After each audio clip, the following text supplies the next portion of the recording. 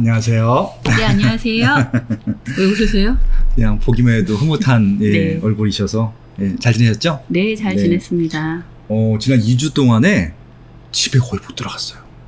잠만 자고 왔어 집에서. 난 집에 못 들어가셨다서 쫓겨나신 줄 알았어요. 네.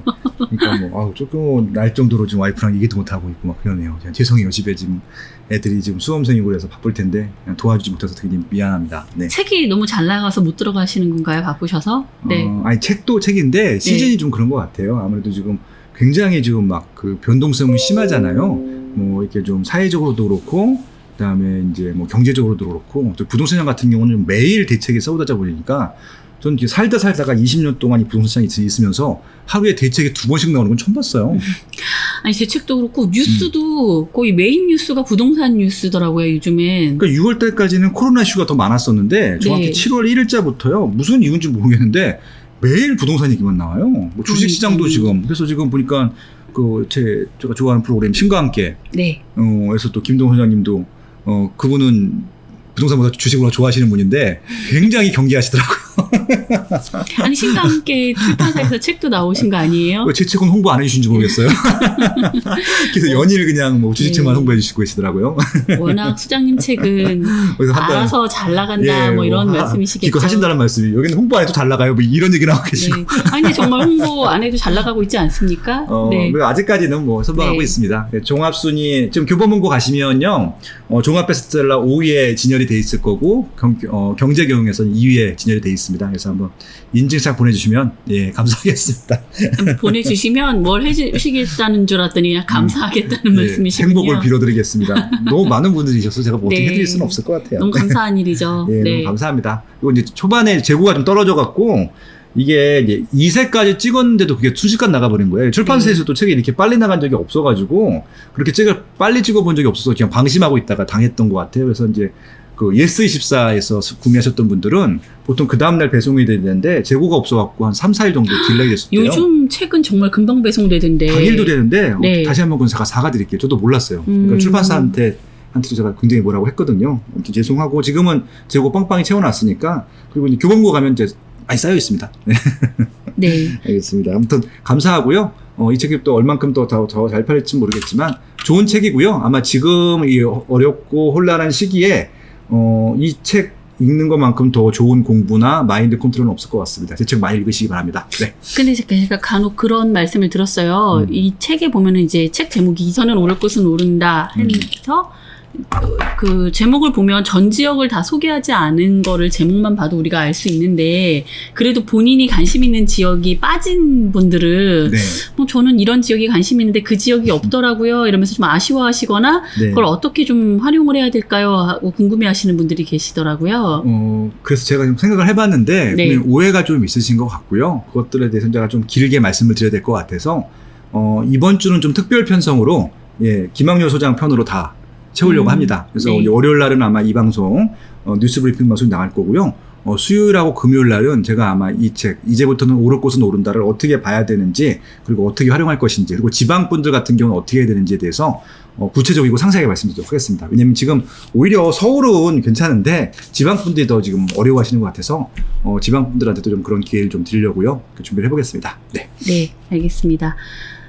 소장님 한마디만 더 여쭤볼게요. 네. 그 공개 방송이 하는 줄도 몰랐는데 벌써 마감이 됐다고 이거 어차피 이제 하더라고요. 그냥 네. 이거 어떻게 보면 그 관계가 없이 그냥 하려고 했었다가 네. 그래도 좀 벤지가 너무 된 것 같아서 저 멤버십으로만 카페에서 모집을 했었고요. 저 거짓말 안 하고 1분 마감으로 끝났습니다. 그냥 어차피 몇 분은 못 모셔요. 한 30분, 40분 모시는 걸로 알고 있고 네. 한 100명 정도 들어가는 공간인데 반도 안 되게 지금 모집을 하라고 했고 왜냐면 또 게스트분들도 오시잖아요. 게스트분들도 좀 최소화하거든요. 그래서 이제 1부는 제가 하고요. 2부는 게스트분들이 해서 특강으로만 구성할 예정입니다. 간단하게 진행할 예정이고요. 그래서 이제 1부는 제가 오프닝 인사 및 근황 토크하고 제 짧은 특강 초강력 규제와 부동산 양극화 시대 이제부터 오를 곳은 오른다에 대한 특강 짧게 할 거고요. 2부부터는 미니 특강으로서 지금 세금이 제일 이슈잖아요. 제네시스 박님 제가 제일 좋아하는 이분 모실 거고요. 또 청약시장 IMF 정지영 대표님, 그리고 또 대출, 또 굉장히 큰 이슈일 텐데, 레오 김은진 대표님, 마지막으로 또 지금 아파트가 워낙 규제를 많이 바꾸고 있다 보니까 아파트 말고 그럼 어떤 투자 상품이 있는지 이런 것들 놀라운 부동산의 놀부님, 정영균 대표 모시고 특강을 할 예정이고요. 이 좋은 걸 다 무료 특강으로 합니다. 오시는 분은 일단 네. 이제 들으실 수 있는 거고. 1부는 유튜브 네. 라이브로 아마 제 것까지는 네. 날 얘기하고요. 2부의 네명의 강사권은 아마 이제 녹화를 해서 팟빵하고 아마 멤버십 유튜브를 통해서 공개하도록 하겠습니다. 그 다음 주에 그렇게 봐주시면 좋을 것 같습니다. 1부는 그러니까 모든 분한테 다 오픈이 네네. 된다는 말씀이시죠? 그렇죠. 네. 저니까. 예. 네. 그리고 민감한 얘기 안 할 거고요. 정말 이 시장에서 어떻게 좀 그 기준을 갖고 버티셔야 되는지를 말씀드릴 예정이고요. 나머지 네 분의 특강 같은 경우는 조금 이제 민감한 얘기들이 들어갈 수 있기 때문에 그건 좀 멤버십 위주로 강의를 돌리겠습니다. 네. 네, 알겠습니다. 네. 그럼 이번 주 뉴스 브리핑 바로 시작해 볼까요? 네, 시작하겠습니다. 네. 자, 첫 번째 헤럴드 경제 기사입니다. 네네. 20년간 578조 부동산 세금이 집값 올렸다. 납세자 연맹 분석 현재 가치로 786조 원, 재산 관련 세금 비중 12%로 OECD 4위, 취득세는 집값세, 보유세는 임대료의 전가. 좀 이것만 읽어봐서는 지금 무슨 말인지 잘 모르겠는데. 네, 이렇게 분석을 단순하게 하면 안 될 것 같고요. 그런 네. 것도 있고 아닐 수도 있을 것 같습니다. 아무튼 한국 납세자 연망이라는 데서 이제 자체적으로 분석을 한 얘기인데 여기서 네. 이제 팩트만 일단 보시면 좋을 것 같아요. 뭐 취득세가 집값에 반영됐는지 보유세는 임대료에 전가됐는지 한번 보셔야 되는데요. 자가로 사시는 분들 같은 경우 임대료에 어떻게 보여 전가를 해요? 말이 안 되잖아요, 이건 기본적으로. 근데 기본적으로 이 자료가 좋은 게 뭐냐면은 취득세가 얼마고 등록세가 얼마고 지산세가 얼마고 이런 것들을 다 알 수 있어서 좋았습니다. 그래서 일단 그것만 제가 읽어드리려고 해요. 네. 일단 취등록세가 합쳐서 416조네요. 416조. 예, 그리고 지금 재산세랑 종합부동산세 뭐 이런 것들 합치게 되면요. 지금 151조. 예, 그리고 양도소득세가 200조입니다. 그럼 결국은 취등록세 쪽에서 제일 금액이 크고요. 그다음에 양도세고 그다음에 보유세거든요. 이 말씀을 왜 드리냐?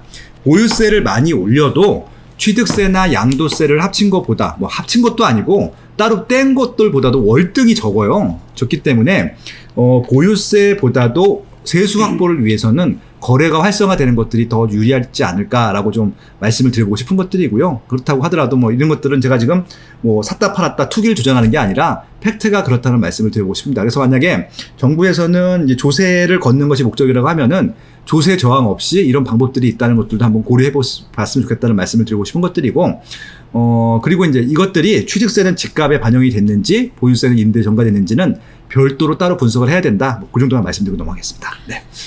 그 반대로. 네네. 아니, 그럼 보유세를 더 올려야 되겠다. 이렇게 생각하실 수도 있을 것 같은데요. 네, 보유세를 더 올리는 것들에 대해서는 네. 제가 뭐 드릴 말씀은 없어요. 드리는 없는데 지금 보유세를 올려도 양도소득세를 더 올렸기 때문에 매도가 이루어지진 않을 거라는 말씀을 드리고 싶고요. 그러니까 조금 양도세율을 좀 낮춰도 팔게 시키는 것들을 그게 오히려 더 자연스럽게 양도세를 거둘 수 있다는 겁니다. 이렇게 양도소득세를 올리게 되면요, 안 팔거든요. 양도세가 많이 난, 양도책이 많이 난 것들. 그래서 좀 양도소득세가 조금 세율을 낮춘다 하더라도 워낙 휨금을 거치기 때문에 이것들을 조금 더 많이 걷기 위해서는 오히려 양도세 쪽을 조금 낮추는 것도 좋겠다라고 좀 제안을 드리고 싶네요. 네. 네, 다음 매일경제기사입니다. 네. 1주택 종부세 폭탄 5년간 4조 5천억 원. 이 숫자가, 그러니까 1가구 1주택자가 향후 5년간 내야 할 종합부동산세가 4조 5천억 원이 넘는다는 분석이 나왔다. 네. 투기 목적이 아닌 1주택자에 대해서도 과도한 종부세를 부과하고 있는 것은 부적절하다는 지적이 나온다라는 기사의 제목입니다. 네. 네. 결국은 이제 1주택자들이 지금 어떻게 보면 뜨거운 감자가 됐어요. 이번 현재 정부에서는. 그래서 이제 지난번에 총선 전에 보통 초선 의원들이 조금 이제 소신 발언들을 했죠. 1주택자들한테는 종부세를 감면해주자. 그 공약도 넣기로 했는데 갑자기 이게 싹 사라지고 선거가 끝난 다음에는 이런 감면 혜택들에 대해서는 다 그냥 없었던 일로 하는 걸로 하고 오히려 더 올렸죠. 그래서 이제 그런 문제가 있는데 아무튼 1주택자들 같은 경우는 이제 만약에 감면을 하게 되면은 요 정도 세원이 감소된다는 얘기인데 이게 무슨 말씀이냐면요. 다주택자가 있고 1주택자가 있는데 1주택자가 월등히 더 많다는 얘기예요, 결국은. 그래서 그 많은 사람들한테 어떻게 보면 세금 이제 어떻게 보면 불이익을 줄 수도 있기 때문에 그런 부분들은 조금 국회나 정책적인 차원에서 고려를 했으면 어떻겠느냐라고 하는 것들입니다. 결국 저는 제안을 하고 싶은 게 종부세를 올리는 것들보다는 이제 그때 이제 그 신강께서도 최상호 위원이 나와서 그런 얘기를 해줬었는데 저도 그 의견 상견하거든요. 종부세랑 재산세를 합쳐갖고 단일화한 다음에 그냥 금액별로 부과했으면 좋겠습니다. 예, 그것들이 그냥 오히려 맞는 것 같은데 이게 재산세는 이제 지방세고 종부세는 이제 국세다 보니까 아마 이제 세원들 때문에 서로 이렇게 따로 분리하는 것 같아요. 그래서 저는 그냥 재산세를 걷어서 지방이랑 이 국세랑 반반씩 나눠 가지면 될 것 같거든요. 그렇게 좀 하면은 자연스러울 것 같은데 이게 좀 서로 헷갈려 갖고 내는 사람도 찝찝하고 다주택자들이 일방적으로 규제하는 것들보다는 그냥 그 가격에 그 주택의 가치에 대해서 부여하는 것이 좀 올바르지 않을까? 예, 그렇게 좀 말씀드리고 싶네요. 네, 그렇습니다. 제가 이걸 보니까 예. 두 가지 정도의 의견이 이제 나뉘는 것 같아요. 예. 그러니까 이제 그 서초나 이제 이촌동 쪽에 아시는 분들이 있는데 네. 그러니까 본인들은 그 동네에서 지금 뭐 20년, 30년 동안 그냥 계속 부모님들이 거주하고 계신데 이제 이분들은 근로소득은 없으시잖아요, 더 이상. 그러니까 네. 80세까지 계속 근로소득이 있으면 좋겠지만 더 이상 근로소득은 없으시고 근데 집값은 본인들의 의지와 상관없이 계속 오르고 있고 그냥 그 지역에서 계속 30년 정도 살고 계셨는데 그런데 이제 세금이 이제 갈수록 이제 좀 벅차진다라는 말씀들을 하시더라고요. 이제 이런 말씀을 드리면 이제 반대로 그러니까 집값이 올랐으니까 그럼 팔고 다른 지역 부담 없는 지역으로 가면 되지 않냐라고 하시는 분들도 계시고 이제 거기에 덧붙여서 또 그렇게 똘똘한 한 채 해놓은 게 나중에 노후 대비하려고 해놓은 거 아니냐. 그러면 정리하고 노후 대비할 수 있는 곳으로 홀가분하게 떠나라. 이렇게 말씀하시는 분도 계시고 이제 또 반대편으로 내가 여기서 30년 동안 너무 정이 들어서 이 동네를 떠나고 싶지 않다. 그렇게 나도 세금 오르는 게 썩 반갑진 않다. 그러니까 이 집값이 올라서 세금이 덩달아 오르고 이런 상황이 썩 반갑지 않다. 이런 분들도 계시고 이렇게 보니까 이게 그냥 단순히 집이라는 거랑 동네 숫자 금액 이게 아니라 이 안에 이제 살고 계신 분들은 굉장히 사연들이 다양하시잖아요. 네. 그래서 참 복잡하더라고요. 이런 문제가. 그러니까 이게 개인마다 케이스 네. 바이 케이스로 나올 수밖에 없기 때문에 같은 아파트라 하더라도 들어간 입주 시점이 다르게 되면 다르게 하는 게 맞다고 생각을 하거든요. 이게 무슨 얘기냐면은 저희 방송 초창기에 아기곰님께서 나오셔갖고 그 미국의 이 보유세 제도, 그러니까 세금 제도에 대해서 말씀해 주셨어요. 그래서 저도 이제 미국은 어떻게 돼 굉장히 궁금하더라고요. 그러니까 이제 한국 같은 경우는 그냥 옛날에 샀던 지금 샀던 그냥 그 공시 가격대로 그냥 세금을 부과하잖아요. 근데 미국은요 철저하게 산 가격에다 세금을 부여합니다. 그러니까 만약에 40년 전에 샀으면 되게 싸게 샀을 거잖아요. 그럼 그 금액부터 시작을 해갖고 뭐 물가가 오르게 되면은 물가 오른 만큼만 재산세를 올리는 거예요. 그럼 이제 2%씩 3%씩 올리다 보니까 최근에 가격이 급등했으면은 급등한 가격을 알고 사는 것들이니까 그거에 대해서 재산세 내는 것들에 대해서는 불만이 없는데 애초에 싸게 사신 분들 같은 경우는 아까 말씀하신 대로 돈이 없기 때문에 지금 가격으로 똑같이 부여하게 되면 부담이 되는 거예요. 더군다나 이게 직장이 없다라고 하는 사람들은. 그래서 그런 분들한테는 원래 최초에 구입한 비용 그때부터 해가지고 이렇게 인플레이션 되는 것만큼 반영하다 보니까, 이게 오랫동안 갖고 있는 분들한테는 좀 종부세가, 재산세가 좀 낮고요. 지금 최근에 구입하신 분은 재산세가 높고 이렇더라고요. 근데 그게 좀 맞는 것 같아요. 그러니까 미국 같은 경우는 조세 저항이 있고 불만들이 많겠지만 한국처럼 이렇게 서로 싸우게 하진 않잖아요. 네가 더 많이 내라, 부자들 더 많이 내라. 그건 아닌 것 같아요, 제가 봐도. 그러니까 나라에서 철저하게 기준을 잡아주는 게 맞을 것 같고, 제 생각에도 산 금액으로 하는 게 맞을 것 같아요. 그러면 공실 가격이니 이런 거 따질 필요도 없잖아요. 산 금액으로 따지게 되면. 그래서 이제 만약에 물가가 오르고 아파트 가격이 올라간다고 하면은 그 이제 인상분 정도만큼만 그 원래 냈던 금액에서 좀 올려주면 되는 것들이잖아요. 그렇게 좀 하면은 좀 깔끔해지지 않을까 싶은데 지금은 대부분 다 징벌적 가세기 때문에 그런 것들은 전혀 고려하지 않겠죠. 무조건 올리고 놓고 최대 세율을 그냥 다 부과하는 것들이기 때문에 아마 조세 저항이 계속 발생할 수밖에 없을 것 같다. 뭐 그런 말씀을 드리고 싶네요.